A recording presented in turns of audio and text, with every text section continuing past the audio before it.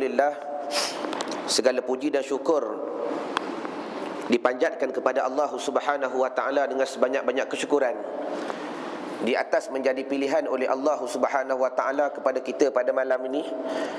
Dengan awalnya bersama-sama kita menunaikan fardu maghrib 3 rakaat secara berjamaah.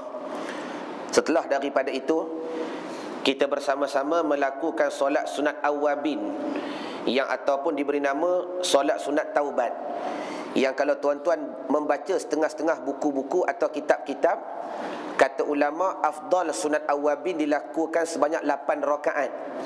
Cuma bila mana kita nak mengambil nisbah, walaupun tak banyak asal ke sedikit, jangan tinggal langsung, maka kita lakukan ia sekurang-kurangnya 2 rakaat. Cuma kata ulama dalam kitab-kitab fikih, afdal nak mendapat amalan awabin dan hifzul iman, bermakna bermula daripada maghrib sehingga selesai semayang tak boleh bercakap. Itu kaedah yang paling afdal.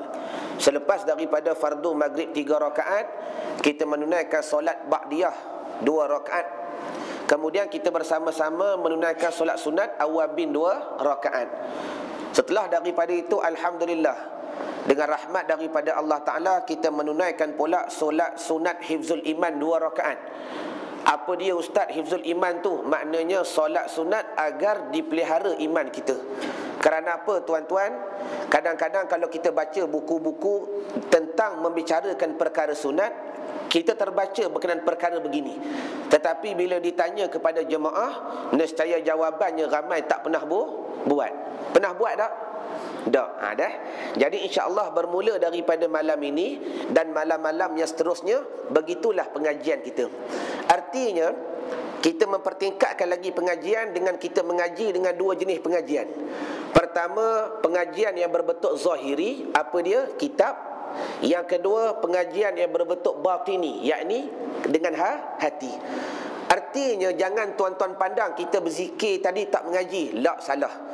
Sedangkan zikrullah merupakan satu pengajian.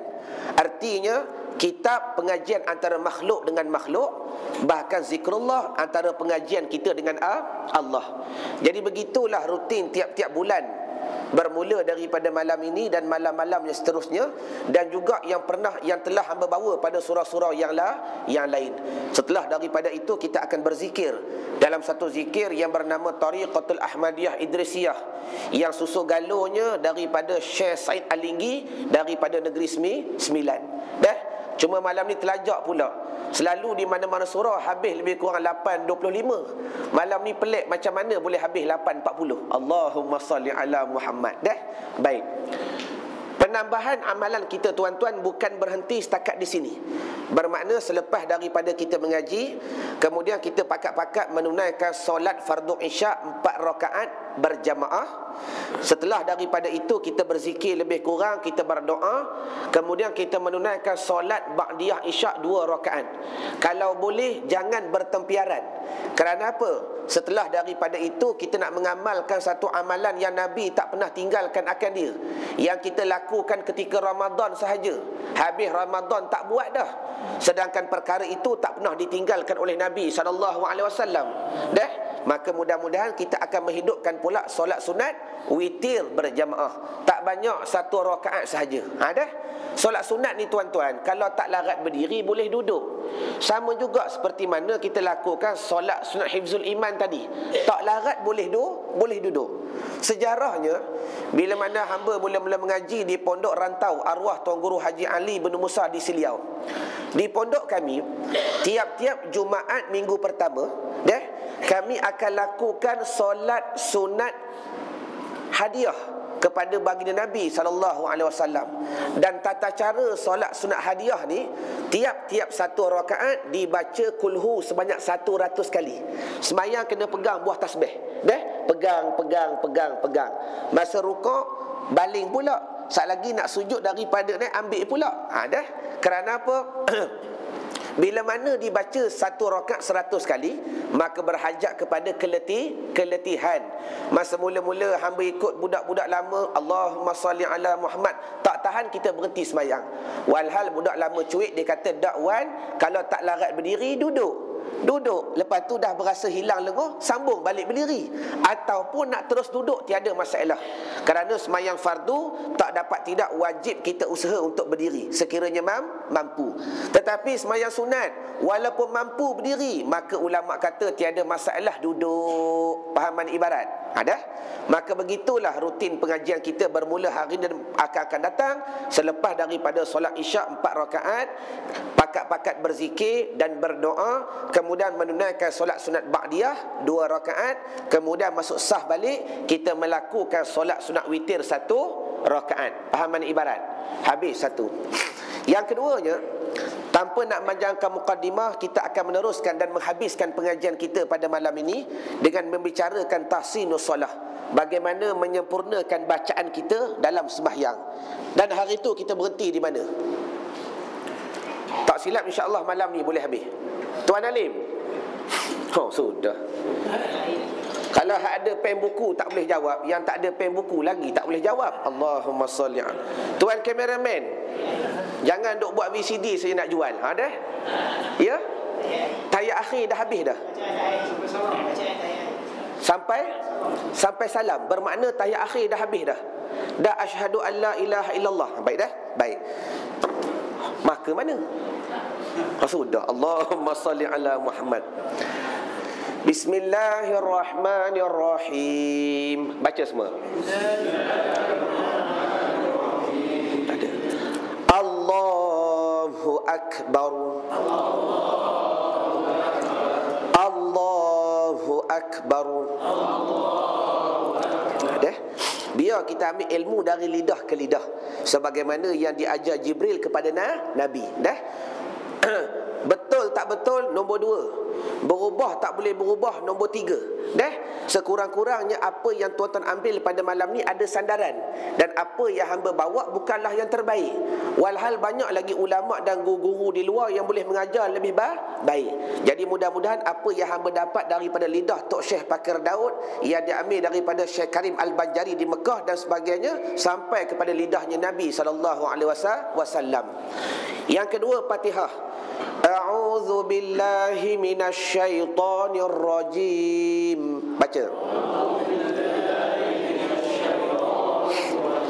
Bismillahirrahmanirrahim. Dah tak dengar bunyi rah dah, bunyi ra betul. Alhamdulillahi rabbil alamin. Okey dah. Jangan buat bila tak sila. Dah. Kalau ada imam buat tak batas sembahyang, makruh juga. Alhamdulillahi rabbil alamin. Alhamdulillahi rabbil alamin. Ar-Rahmanir Rahim. Ar-Rahmanir Rahim. Okey. Maliki yaumiddin. Maliki yaumiddin. Ingat dah, bagi yang baru pelajari ma dengan lahjah Arab. Ma ni sifatnya letak di kanan sedikit. Jangan letak tengah, tengah bunyi ma. Terima kasih dah. Kalau ma ni lahjah orang Melayu, lahjah orang Arab ma. Dia 4 beradik. Waw, mim, ba, fa. Wa, ma, ba, fa. Tepat dah?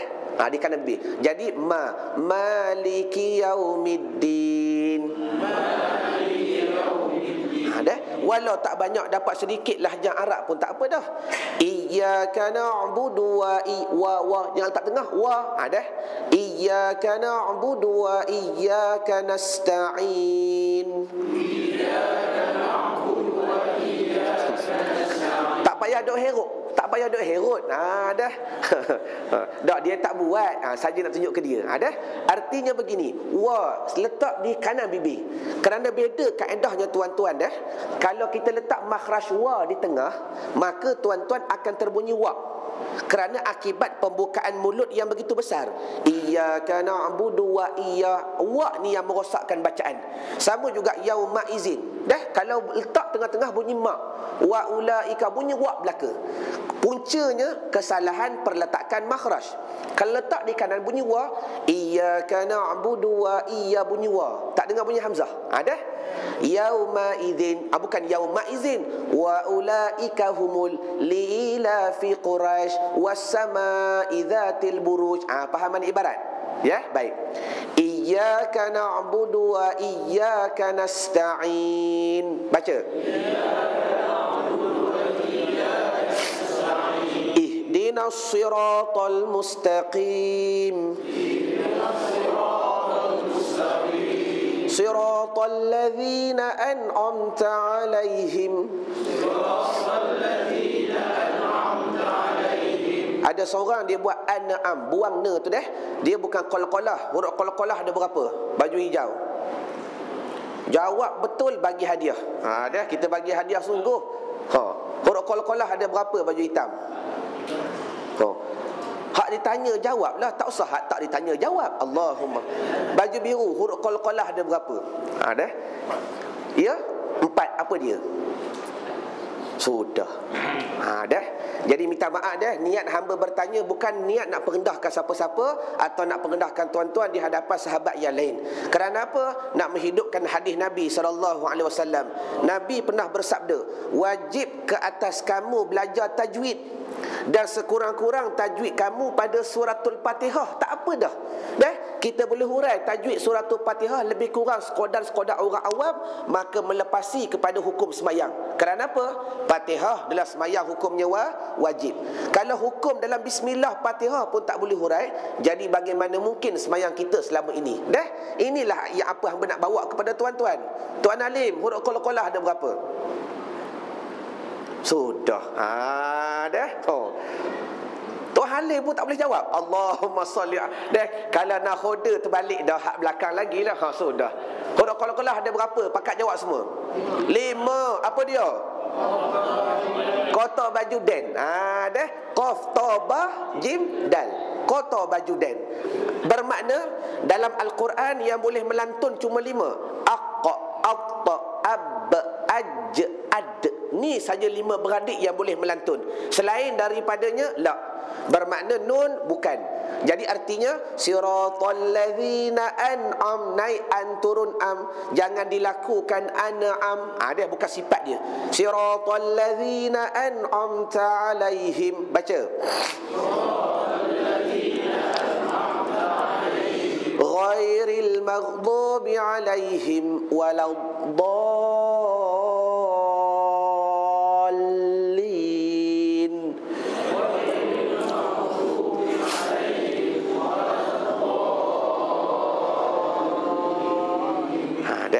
Yang ketiga, at-tahiyyatul mubarakatus salawatut thayyibatu lillah.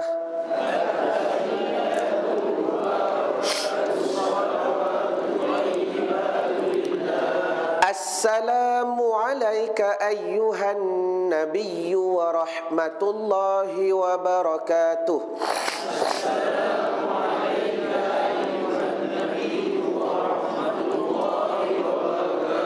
Assalamu alayna wa ala ibadillahis salihin. Assalamu alayna wa ala ibadillahis salihin. Ashhadu an la ilaha illallah. Ashhadu an la ilaha illallah. Wa ashhadu anna Muhammadar Rasulullah.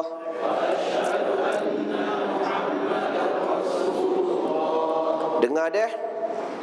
Ramai di antara kita menjaga hukum yang zahir sahaja, walhal dia meninggalkan ia akan hukum yang batin. Bahkan nak berhadapan dengan Allah Subhanahu wa taala, zahir dan batin kena berjalan sekali. Di antaranya apa? Banyak di antara kita menjaga syarat semayang zahir sahaja. Apa dia syarat zahir? Tutup aurat, ambil wuduk, menghadap kiblat. Ini semua syarat sah semayang yang zahir. Tetapi meninggalkan kita syarat yang batin. Di antara syarat yang batin bagi tahiyat apa dia? Baju kelabu.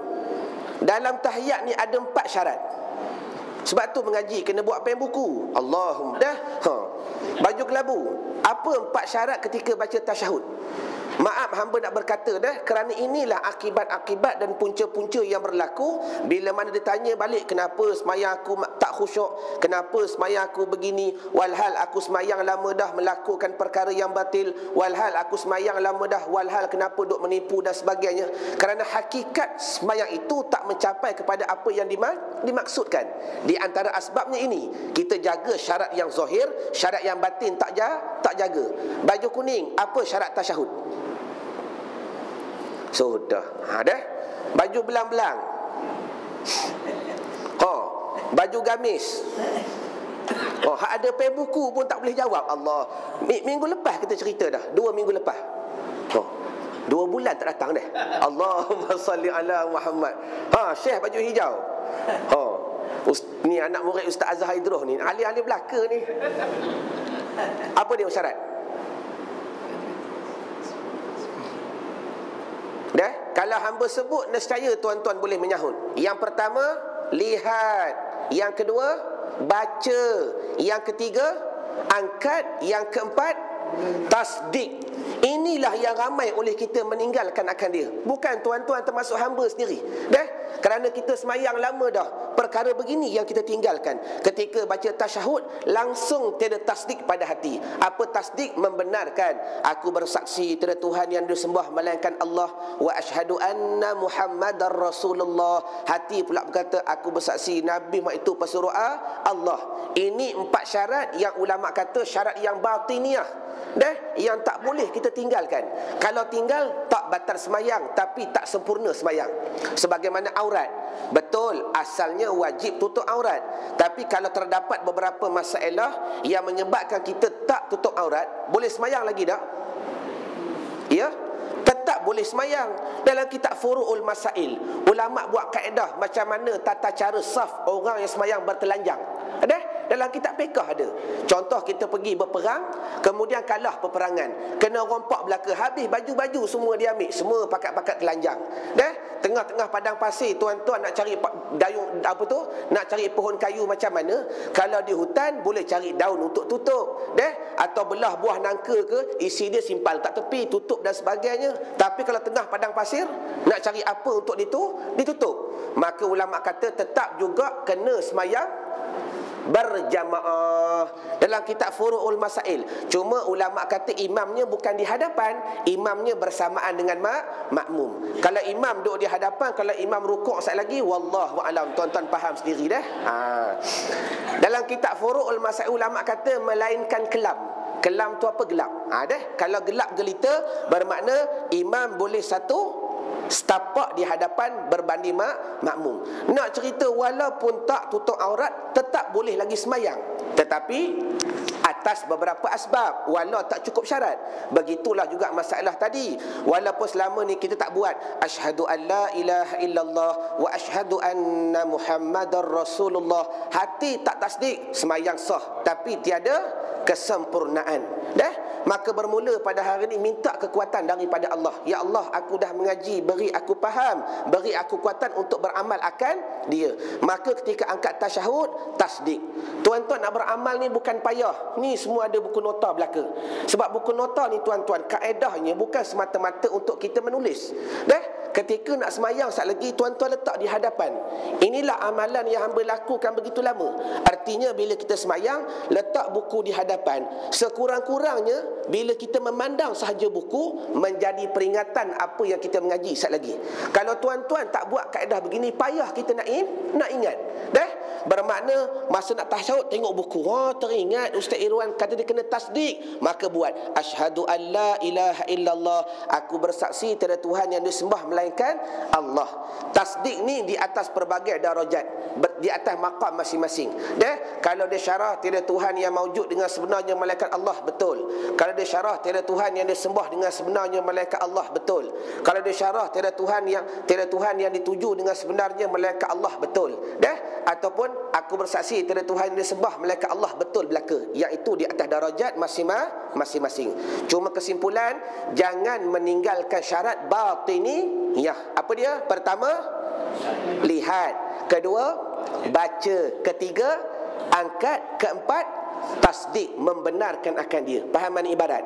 Kalau dah contoh, tengah-tengah baca asyhadu an la ilaha illallah wa asyhadu anna muhammadar rasulullah, Allahumma salli ala, teringat, lah tadi aku tak buat tasdik, maka apa perlu kita lakukan? Ulang balik. Tak ada masalah dia, ulang balik. Aku nak buat tasdik lah, ulang balik. Asyhadu an la ilaha illallah, aku bersaksi tiada Tuhan disembah dengan sebenarnya melainkan Allah. Faham makna ibarat? Dah habis. Asyhadu an la ilaha illallah. Baca. Dah? Sekadar pengetahuan tambahan, jangan duk marah puak-puak Wahabi yang duk gerakkan jari.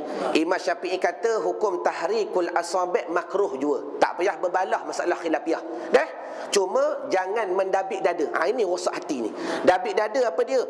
Yang puak-puak ni kata akulah yang ikut sunnah. Dah? Yang kita pula kata tu Wahabi lah tu. Dah, aku ikut sunnah. Dah? Walhal dua-dua tak reti. Hukum angkat jari sunat jua. Bila sunat, kaedah kata apa? Sudah. Hari tu cerita dah. Tanya je tak. Bila sunat, kaedah kata apa? Nescaya terkaya dengan seorang sambung. Angkat tangan wajib ke sunat?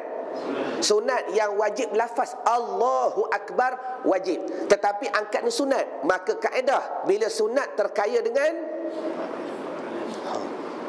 sudah, seorang tak boleh sambut ni Allahumma, terkaya dengan khilaf. Ingat kaedah. Dah? Bila mana ini sunat, kenapa sunat? Nescaya terkaya dengan khilaf. Apa khilaf? Perbezaan pendapat. Sebab tu berbagai pendapat yang datang. Yang tak nak mendabik dada. Dah? Yang nak letak di sini silakan. Nak letak di sini silakan. Nak letak di sini silakan. Nak letak di sini silakan. Nak buat macam pengangkat pun silakan. Tapi makruh. Dah faham makna ibarat? Makruh, tak usah buat. Tapi kalau buat batas sembahyang tak? Tak, ni hukum. Sama juga masalah tasyahud. Berbagai-bagai mazhab, berbagai kaedah. Yang setengah pendapat kata asyhadu an la ilaha illallah, angkat terus jatuh. Setengah mazhab pula menulis kalimah la ilaha illallah, asyhadu an la ilaha illallah, dia tulis kalimah la ilaha illallah. Mazhab Syafi'i pula naik begini dan sebagainya. Dah, jadi tak usah berbalah. Asyhadu an la ilaha illallah. Baca.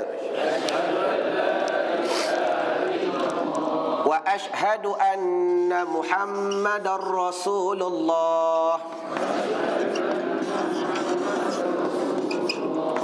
Kita masuk pula hukum bacaan yang kelima. Tak dapat tidak yang wajib dibaca dalam sembahyang dengan betul selawat. Allahumma salli ala sayyidina Muhammad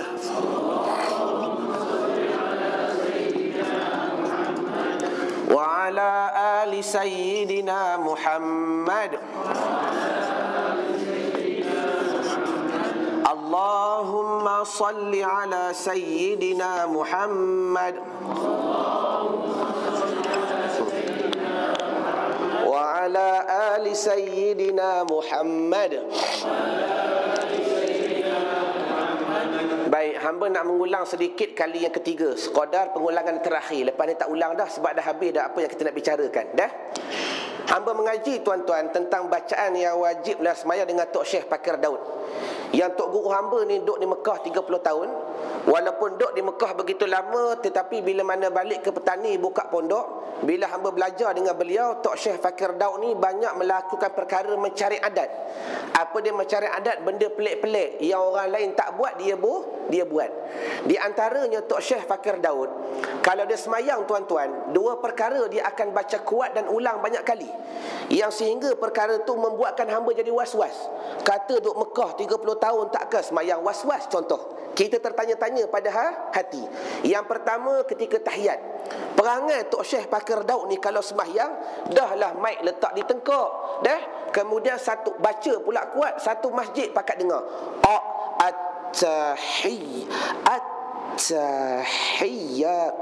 at-tahiyyatul Allahumma salli ala Muhammad dah. Kalau orang tak biasa semayang dengan dia, lapar perut, terkejut perut. Itu satu. Kemudian dah lepas, dah sempurna tahiyat, salam, selawat pula. Asyhadu an la ilaha illallah wa asyhadu anna Muhammadar Rasulullah. Yang ni dia baca pelan. Selawat pula.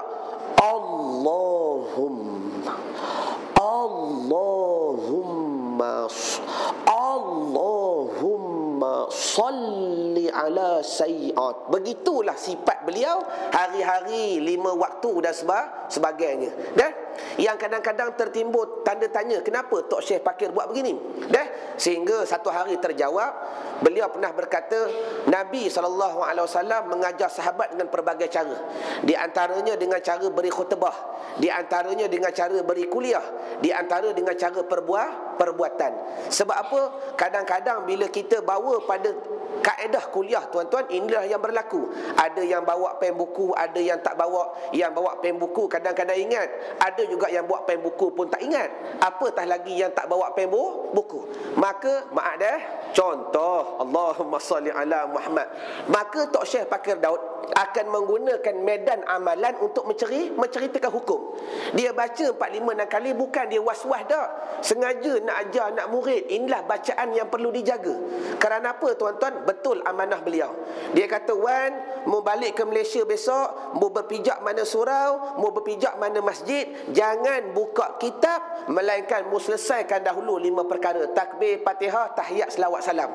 Maka benar lidah Tok Syekh Fakir Daud, bila hamba balik ke Malaysia, hamba bicarakan perkara ni, tuan-tuan, ramai yang gagal pada ketika baca selawat. Ramai yang gagal.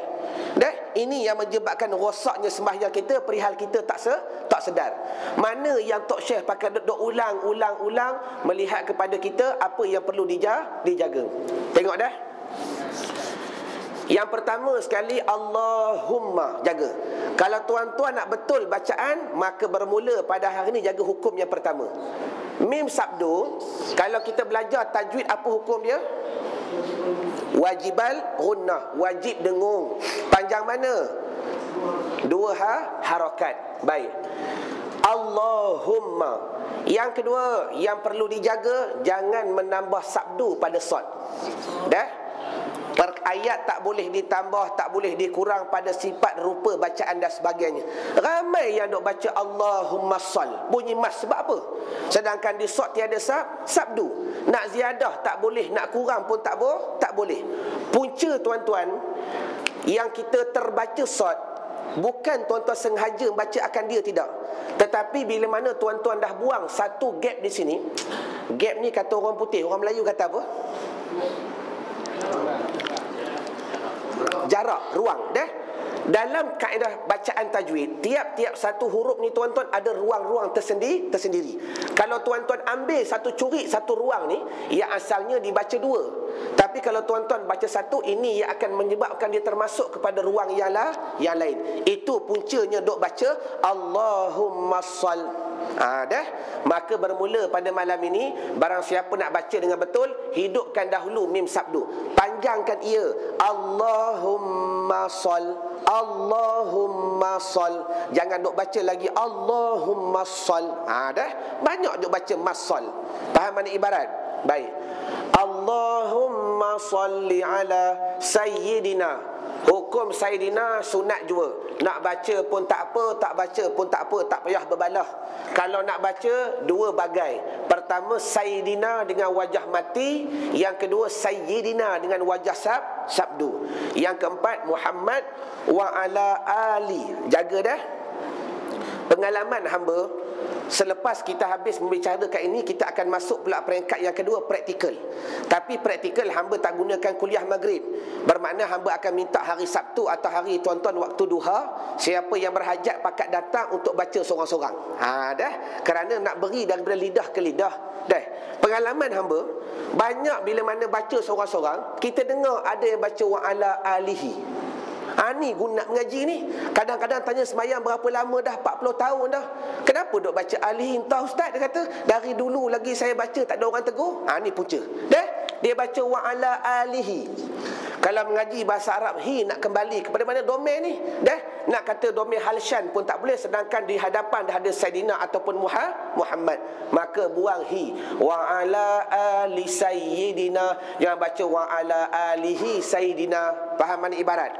Wa ala ali sayyidina Muhammad. Baca.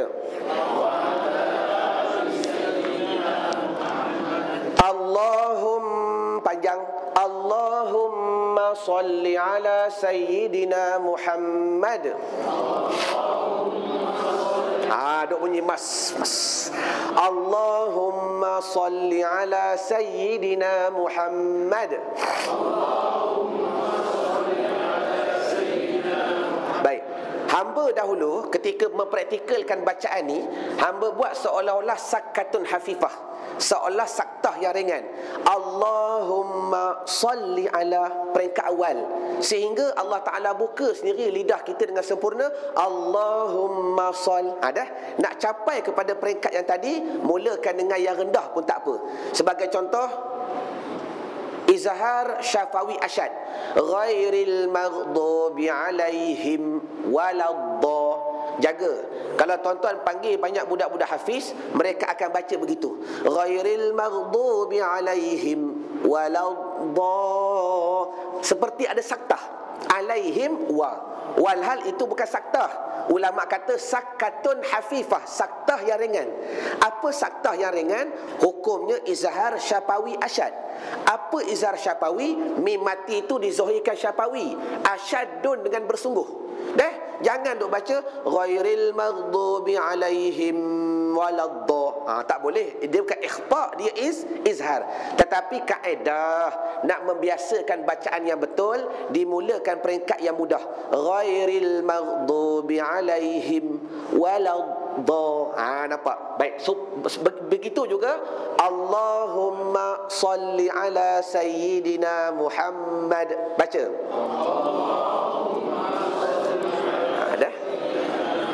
Lama-lama dia akan mari sendiri. Allahumma salli ala sayyidina Muhammad.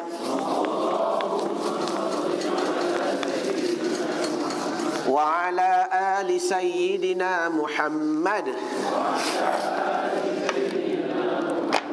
Baik, kama sallai ta'ala sehingga belakang tak masuk kepada perbicaraan kerana hukumnya sunat. Kalau baca tonggang langgang pun tak batas semayang. Sengaja baca tonggang langgang pun tak batas semayang, tetapi hukumnya makruh juga. Yang kita nak bahas pada perkara yang wajib. Kita habiskan malam ni juga.